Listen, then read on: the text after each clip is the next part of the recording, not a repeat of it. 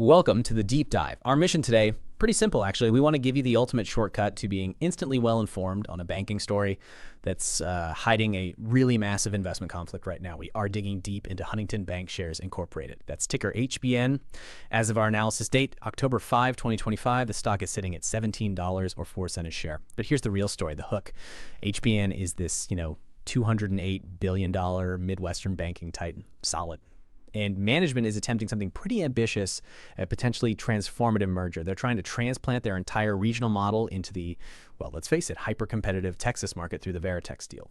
So the big question is, can this classic Midwest financial powerhouse actually thrive in the high-stakes world of Dallas and Houston banking? The source material we looked at is really split. We found the stock trades significantly below its estimated intrinsic value. Models put that somewhere between $18 and $21. But, and this is a big but, that valuation gap hinges entirely on execution risk. You can see it in the market signals. There's high short interest, which clearly shows a lot of sophisticated players are betting against their success with this Texas move. Exactly. That's the tension, the core conflict we really need to unpack for you today.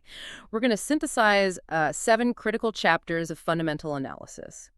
Our goal is to move past just the stock price, past the simple PE ratio, and really help you understand why this bank's future is basically a high-stakes bet right now on geography and, frankly, management capability. Okay, let's do it. Let's start with the foundation, lay the groundwork in Chapter 1, business understanding. All right, so HBN is, at its core, a diversified regional bank holding company. And like you said, $208 billion in assets. That puts them right in what analysts often call the sweet spot for regional banks. They're large enough to get real economies of scale, afford the best tech, compliance systems, all that. But they haven't hit that mega bank size where, frankly, bureaucracy starts to paralyze innovation. They avoid that curse. Yeah. Okay, and they run on 3 core revenue engines, right? The first one, the foundation, is net interest income. NII. That's the basic profit spread, the difference between what they earn on loans and what they pay out on deposits. We should probably note they just decreased their prime rate to 7.25%. That's going to impact NII yield, at least short term. Absolutely. And let's say the smart money is really watching that second stream closely. Non-interest income. This is fee-based revenue, wealth management, payment processing, trust services, things like that. It's really critical, especially now as analysts are forecasting falling interest rates. If rates drop, net interest margin or NIM gets compressed. So these stable fee revenues, they become the necessary offset to keep earnings up. And the third stream, smaller, more volatile maybe? Yeah, that's capital markets income, things like M&A advisory. It can be lumpy. What struck me about their pitch, their value proposition, is this claim to be a people-first, customer-centered bank.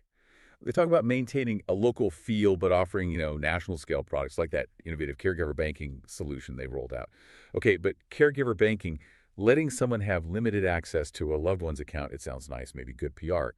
But how does a niche product like that actually translate into a measurable competitive advantage on the, balance sheet? Well, it translates into stickiness and attracting high-value clients. See, most banks compete just on price or maybe basic tech features.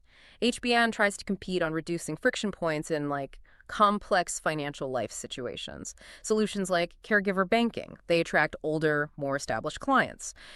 These folks typically have higher deposit balances and, importantly, they're often looking for wealth management down the line. That feeds directly into higher, more stable non-interest income over time. It's a longer game. And we definitely can't forget their deep specialization. For 7 consecutive years, they've been the #1 SBA 7A lender in the country by volume.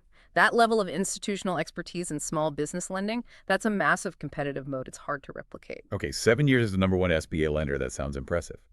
But doesn't focusing so heavily on SBA loans, which are, small business loans, doesn't that inherently introduce higher credit risk, especially if the economy slows down?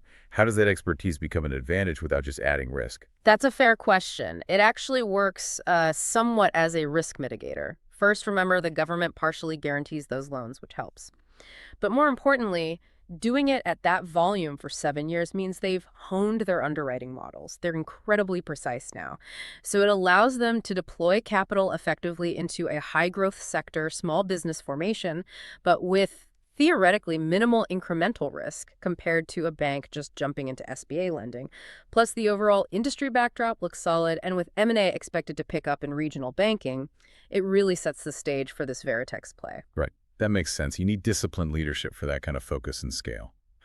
Which brings us nicely to Chapter 2, Management Valuation. We've got CEO Steven Steinor, who's been steering the ship since 2009. He navigated the post-financial crisis era, executed big deals like the TCF merger in 2020. Stability seems good. But in an industry that's rocketing towards fintech integration, is there a risk that, 2 decades of tenure could lead to stale thinking? It's a valid concern, definitely, and the management structure seems kind of designed to address that exact issue.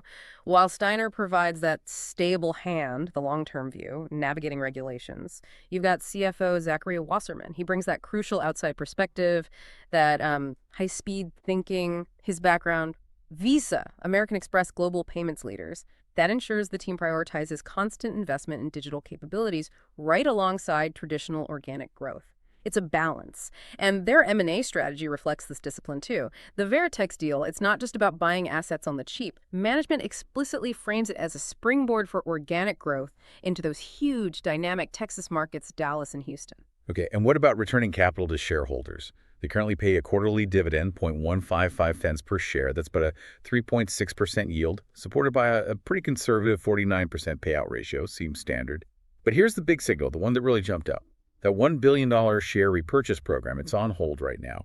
What does that single action tell us about how management views this Texas deal versus, say, boosting the stock price immediately? Oh, it speaks volumes about their commitment. Pausing $1 billion buyback.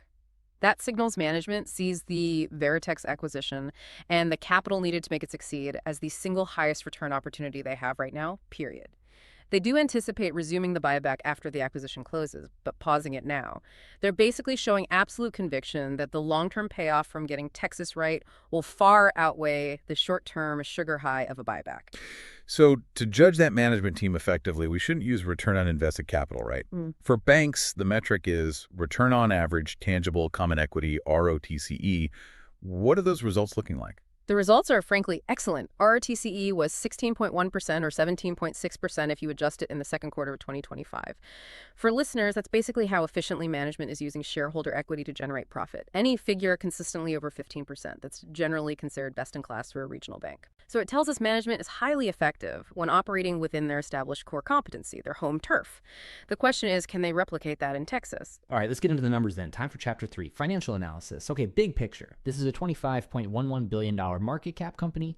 Growth has been impressive. TTM revenue growth is stabilizing around 7.91%, but over 5 years, the average annual rate was 11.4%, partly boosted by acquisitions, of course. Profitability looks strong, too. Trailing 12-month operating margin is a robust 38.22%, and maybe most impressively, their earnings growth has crushed the sector, average 15.9% annually over 5 years versus just 4.5% for the industry. Now, solvency. This is where banking analysis gets a little different from your typical industrial company. You might see a debt-to-equity ratio like HBAN's 8.9 and think, whoa, that's high. But for a bank, that's actually normal. Why? Because customer deposits are legally counted as liabilities on the balance sheet. They're essentially the bank's raw material, their inventory, if you will. What really matters for a bank solvency is the capital buffer.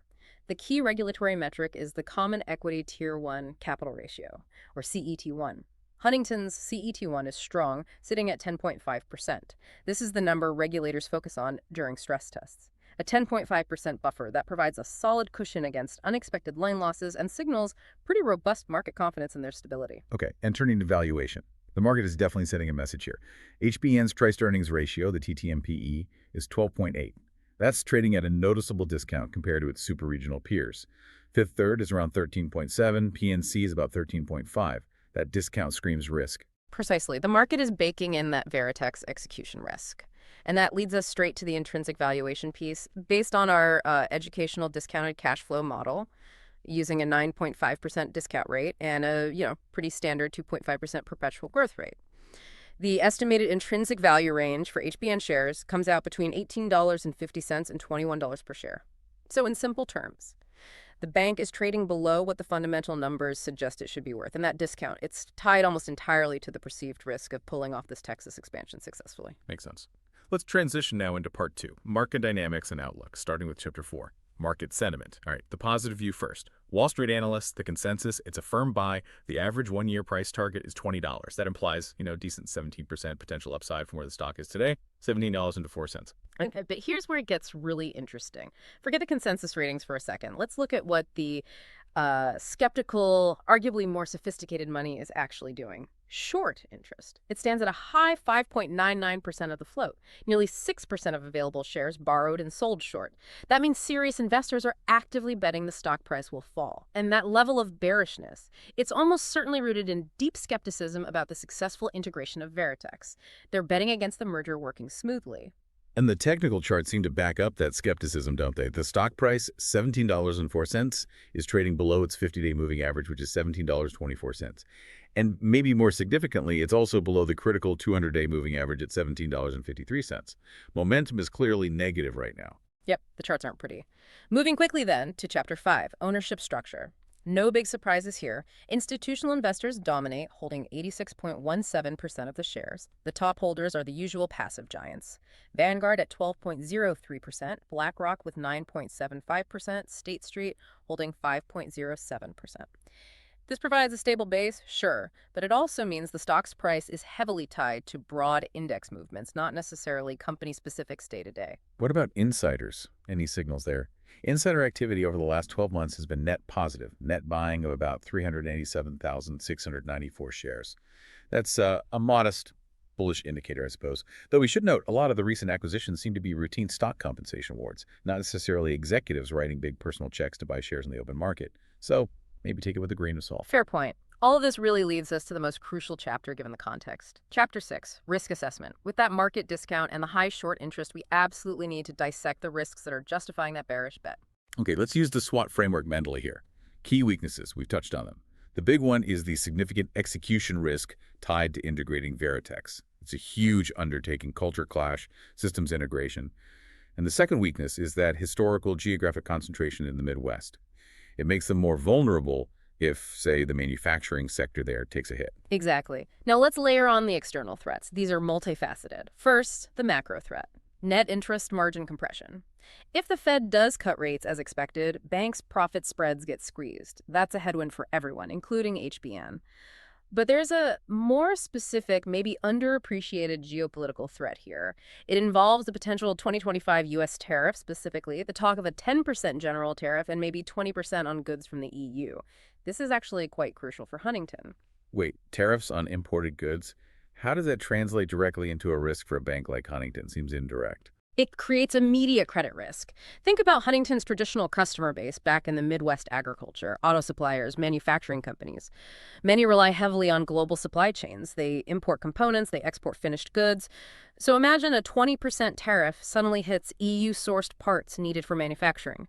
That company's input costs jump overnight, their profit margins shrink dramatically, and their ability to pay back loans they have with HBAN, that ability decreases. This forces the bank, HBAN, to set aside more capital for potential defaults, higher loan loss provisions, and those provisions directly reduce net income, hitting their earnings. It's a very direct link through credit quality.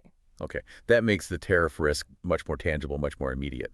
Now, circling back to that big operational bet, the Veritex integration, what are the specific hurdles that justify that nearly 6% short position? What keeps the bears up at night? It really boils down to a kind of trifactor challenge: systems, culture, and people. First, IT system migration.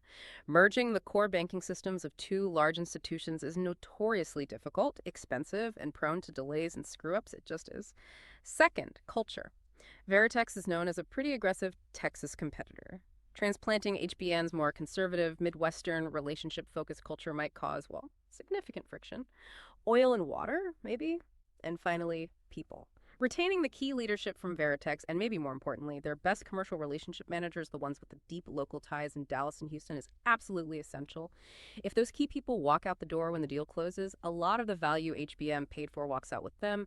If they stumble significantly on any one of those three front systems, culture or people, the merger risks becoming a very costly distraction rather than the growth engine they're hoping for. And conversely, the main opportunity remains, if they pull it off. Successful execution of that strategic expansion into the high-growth Texas market. Success there could unlock significant scale and really boost long-term earnings potential. All right, let's bring it all together. Chapter 7, conclusion. Okay, the bull case. It rests on a strong, proven management team that consistently delivers high ROTCE, remember, over 16%. They've shown consistent earnings growth, averaging nearly 16% annually. They have that valuable niche in SBA lending, and now they're strategically entering the booming Texas market. All of this potentially available at a valuation discount compared to their peers. That's the attraction. Okay, but the bear case is potent, and it's clearly weighing on the stock. You've got high, very specific execution risk tied directly to the complex Veritex merger.